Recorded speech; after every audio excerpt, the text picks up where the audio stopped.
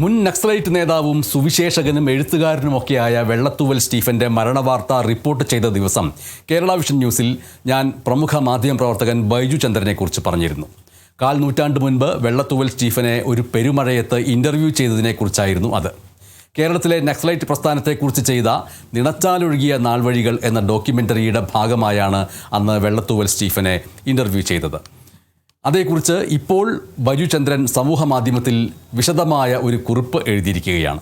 ആ കുറിപ്പ് ഇങ്ങനെയാണ്: കർക്കിടക മഴ തകർത്ത് തിമിർത്ത് പെയ്യുന്ന ജൂലൈ മാസത്തിലെ ഒരു ദിവസമായിരുന്നു അത്. അടിമാലി പട്ടണത്തിൽ നിന്ന് കിലോമീറ്ററുകൾ പിന്നെയും ഉള്ളിലേക്ക് പോകണം ചേലച്ചുവട് എന്നു പേരുള്ള ആ പ്രദേശത്ത് എത്താൻ. റോഡിൽ നിന്നും സാമാന്യം ഉയരത്തിൽ സ്ഥിതി ചെയ്തിരുന്ന ആ കൊച്ചു വീട്ടിലേക്ക് എത്തിപ്പെടണമെങ്കിൽ കുത്തനെയുള്ള മലഞ്ചെരുവിലൂടെ വളരെ സൂക്ഷിച്ച് കുത്തുകല്ലുകൾ കയറിപ്പോകണം. രാഷ്ട്രീയ വിഷയങ്ങളിൽ താല്പര്യം തോന്നിത്തുടങ്ങിയ പത്രങ്ങൾ കൃത്യമായി വായിക്കാൻ ആരംഭിച്ച 10 വയസ്സുകാരൻ്റെ മനസ്സിൽ ഭീതി ഉണർത്തിയ പേരായിരുന്നു വെള്ളത്തൂവൽ സ്റ്റീഫൻ്റേത്. നക്സലൈറ്റ് പ്രസ്ഥാനവുമായി ബന്ധപ്പെട്ട പോലീസ് തിരയുന്നവരുൾപ്പെടെ പലരും അന്നൊക്കെ ഞങ്ങളുടെ വീട്ടിൽ വരാറുണ്ടായിരുന്നു. പുൽപ്പള്ളി തലശ്ശേരി സംഭവങ്ങൾക്ക് ശേഷമുള്ള അജിതയുടെ അറസ്റ്റിനെയും പിന്നീട് വർഗീസ് വധത്തെയും കുറിച്ച് കേരള ശബ്ദത്തിൽ അച്ഛൻ എഴുതിയ എഡിറ്റോറിയലുകൾ പ്രസ്ഥാനത്തിൻ്റെ കടുത്ത അനുഭാവിയാണ് അച്ഛൻ എന്ന് പലരും അനുമാനിക്കാൻ കാരണമായതായി കേട്ടിട്ടുണ്ട്. എന്നാൽ വെള്ളത്തൂവലും നഗരൂരും കുമ്മിളും മാനന്തവാടിയും ഉൾപ്പെടെയുള്ള സംഭവങ്ങളെ വിമർശിച്ചെഴുതിയപ്പോൾ ഭീഷണി കത്തുകൾ വന്ന കാര്യവും അമ്മ പറഞ്ഞറിയാം. അതുകൊണ്ട് ഭയവും ജിജ്ഞാസയും സാഹസികതയോടുള്ള ആദരവുമെല്ലാം കലർന്നതായിരുന്നു എൻ്റെ വികാരം. എൻ്റെ എന്ന് പറഞ്ഞാൽ ഇതെഴുതുന്ന ബൈജു ചന്ദ്രൻ്റെ. അന്നത്തെ നക്സലൈറ്റ് ആക്രമണങ്ങളിൽ മിക്കതിൻ്റെയും മുഖ്യ ആസൂത്രകൻ എന്നറിയപ്പെട്ട വെള്ളത്തൂവൽ സ്റ്റീഫന് വേണ്ടി പോലീസ് നാട് മുഴുവൻ വലവീശുന്നതും ഒടുവിൽ എവിടെയോ വെച്ച് പിടിയിലകപ്പെട്ടു എന്ന അഭ്യൂഹവും സംബന്ധിച്ച വാർത്തകൾ, അറസ്റ്റ് ചെയ്യപ്പെട്ടതിന് ശേഷം പത്രത്തിൽ വന്ന കൈവിലങ്ങ് അണിഞ്ഞുകൊണ്ടുള്ള പടം, ഇതൊക്കെ ഇപ്പോഴും മനസ്സിൽ നിന്നും മാഞ്ഞു പോയിട്ടില്ല എന്ന് ബൈജു ചന്ദ്രൻ എഴുതുന്നു. വർഷങ്ങൾ കഴിഞ്ഞ് ഫിലിപ്പ് എം പ്രസാദ് പറഞ്ഞപ്പോഴാണ് വെള്ളത്തൂവൽ സ്റ്റീഫൻ ഒരു സുവിശേഷ പ്രചാരകനായി മാറിയ വിവരം അറിയുന്നത്. കേരള രാഷ്ട്രീയ ചരിത്രത്തിലെ നക്സലൈറ്റ് കാലഘട്ടത്തെയും അതിൽ നടുനായകത്വം വഹിച്ച 4 പേരുടെയും, അതായത് Ajitha, Philip M Prasad, Vellathooval Stephen, K Venu, പിൽക്കാല ജീവിതത്തെയും സംബന്ധിച്ച ഒരു ഡോക്യുമെൻ്ററി ചെയ്യണമെന്ന് തീരുമാനിക്കുന്നതിൽ ഈ അറിവ് ഒരു പ്രധാന പങ്ക് വഹിച്ചിരുന്നു. വർഷം 1996. ചിത്രത്തിൽ പ്രത്യക്ഷപ്പെട്ട് സംസാരിക്കാമെന്ന് ആദ്യം ഏറ്റിരുന്ന പഴയ പല വിപ്ലവകാരികളും പിന്നീട് നിലപാട് മാറ്റിയ അനുഭവമുണ്ടായിരുന്നതുകൊണ്ട് ദിനേശ് എന്ന ഒരു സഹപ്രവർത്തകനെ നേരത്തെ സ്റ്റീഫനെ കണ്ട് കാര്യമറിയിക്കാനും സമ്മതം നേടാനുമായി അയച്ചു. ആൾ സമ്മതിച്ചു. പക്ഷേ മനസ്സ് മാറുന്നതിന് മുൻപ് എത്രയും വേഗം തന്നെ എത്തുക എന്ന് ദിനേശ് വിളിച്ചു പറഞ്ഞതനുസരിച്ച് ഉരുൾപൊട്ടലുകൾക്ക് പോലും സാധ്യതയുള്ള ആ പെരുമഴക്കാലത്ത് പെട്ടെന്ന് പുറപ്പെടുകയായിരുന്നു. മഴ അല്പം മാറി നിന്ന സമയത്താണ് ഞങ്ങൾ ആ വീട്ടിലെത്തിയത്.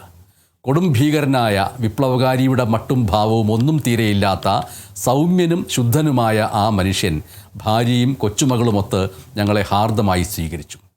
TV ക്യാമറയുമായി ആദ്യം അവിടെ എത്തുന്ന സംഘം ഞങ്ങളുടേതായിരുന്നുവെന്ന് തോന്നുന്നു. അവിടെ വെച്ച് ഒരു ഇൻ്റർവ്യൂ ചെയ്യാനുള്ള സൗകര്യമൊന്നും ഇല്ലാത്തതുകൊണ്ട് കുറച്ച് മാറി ഒരു അധ്യാപകൻ്റെ വീടുണ്ട്, അവിടെ വെച്ച് ചെയ്യാം എന്നോട് പറഞ്ഞു. പക്ഷേ എനിക്ക് ആ വീടിൻ്റെ അന്തരീക്ഷം തന്നെ വേണമായിരുന്നു. സമത്വസുന്ദരമായ നല്ല നാളെ നേടിയെടുക്കുക എന്ന ലക്ഷ്യത്തിന് വേണ്ടി ബൂർഷ്വാവർഗത്തിൽ പെട്ടു എന്ന ഒരൊറ്റ കാരണം കൊണ്ട് അടുത്ത പരിചയക്കാരൻ കൂടിയായ ഒരാളെപ്പോലും ഉന്മൂലനം ചെയ്യാൻ തയ്യാറായ ഒരു വിപ്ലവകാരിയുടെ 3 പേർക്ക് കഷ്ടിച്ച് കഴിഞ്ഞുകൂടാൻ മാത്രമിടമുള്ള ആ കൊച്ചു കൂരയുടെ മുന്നിൽ ഒരു കൊച്ചു സ്റ്റൂളിലിരുത്തി ഞാൻ അദ്ദേഹത്തോട് സംസാരിച്ചു. മഴ പെട്ടെന്ന് കനത്തപ്പോൾ ഒരാൾക്ക് മാത്രം ഇരിക്കാവുന്ന ആ തീരെ ചെറിയ വരാന്തയിൽ വെച്ചും അവിടെയും മഴ കടന്നാക്രമിച്ചപ്പോൾ വീട്ടിനുള്ളിലെ അരണ്ട വെളിച്ചത്തിലും വെച്ച് ഞാൻ വെള്ളത്തൂവൽ സ്റ്റീഫൻ്റെ ജീവിതകഥ പകർത്തി. ഒന്നും മറച്ചു വയ്ക്കാതെ തീർത്തും സത്യസന്ധമായി തന്നെ സ്റ്റീഫൻ കഥ പറഞ്ഞുവെങ്കിലും ഒരിടത്ത് മാത്രം, അതായത് വെള്ളത്തൂവലിലെ ജോസഫ് എന്ന കൃഷിക്കാരനെ ഉന്മൂലനം ചെയ്ത ആക്ഷനിലെ തൻ്റെ നേരിട്ടുള്ള പങ്കാളിത്തത്തെക്കുറിച്ച് പറയുന്നിടത്ത് വാക്കുകൾക്ക് വേണ്ടി വല്ലാതെ പരതുന്നതും പതറുന്നതും കാണാമായിരുന്നു.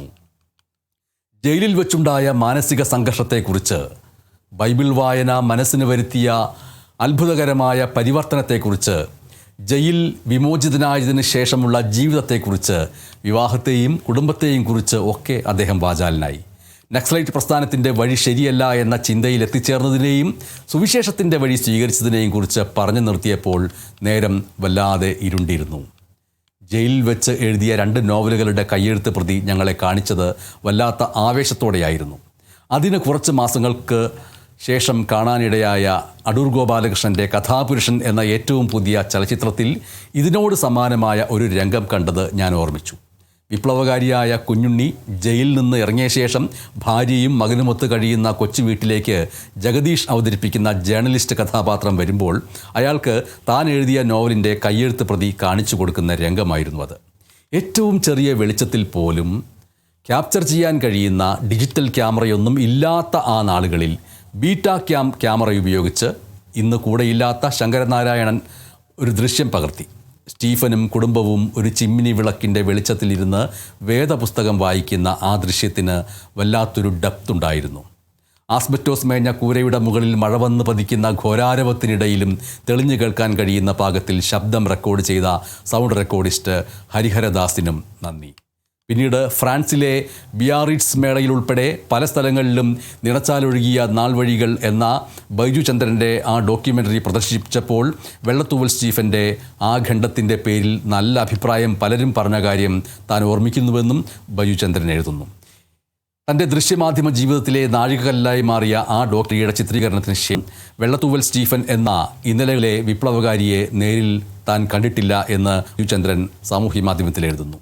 ചില എഴുതു ചരിത്രം എന്നിലൂടെയിലെ എപ്പിസോഡുകൾ എന്നല്ലാതെ വെള്ളത്തൂവൽ സ്റ്റീഫൻ ലോക പറഞ്ഞുവെന്നുള്ള വാർത്ത അറിഞ്ഞപ്പോൾ 30 വർഷങ്ങൾക്കപ്പുറത്തെ കോരിച്ചൊരിയുന്ന ആ കർക്കിടക ദിവസവും കോഴികൾ ചിക്കിച്ചിനക്കി നടക്കുന്ന വീട്ടുമുറ്റത്തിരുന്നു കൊണ്ട് ഒരു ഇരുണ്ട് മെലിഞ്ഞ മനുഷ്യൻ ഓർമ്മകളിലേക്ക് മടക്കയാത്ര നടത്തുന്ന ആ ദൃശ്യവും മനസ്സിലേക്ക് ആർത്തിരമ്പിയെത്തി എന്ന് പറഞ്ഞുകൊണ്ടാണ് ബൈജു ചന്ദ്രൻ തൻ്റെ കുറിപ്പ് അവസാനിപ്പിക്കുന്നത്.